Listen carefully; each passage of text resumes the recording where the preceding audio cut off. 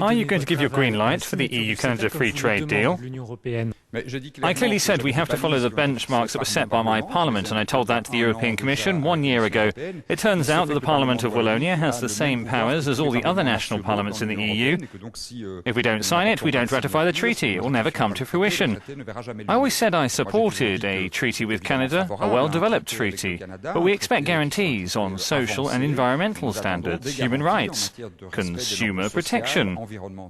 So therefore, I am still waiting to see which text the Commission will come up with.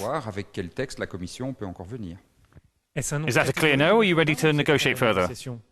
I already said it's not a point-blank no, it's not a veto. I told the Commission what our remaining difficulties were last Monday. The Commission put forward an additional text. We checked it. I submitted that text to the Parliament of Wallonia. I told my Parliament what the breakthroughs were. I wanted to welcome them as well as the constructive work achieved.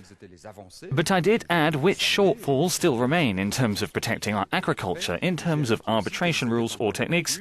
I also wanted to make sure that only truly Canada-based companies with real business activities in Canada could use the treaty, so it avoids becoming a Trojan horse for multinationals from other countries.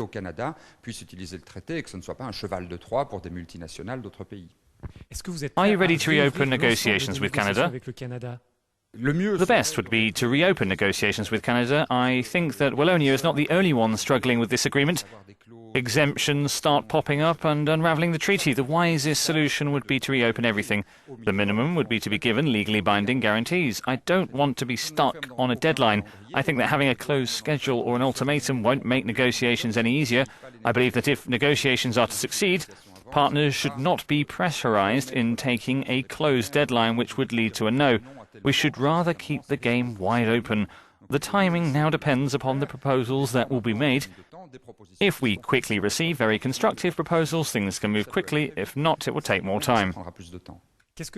You're almost like a small village of Gauls holding out against the pressure of the EU and Canada.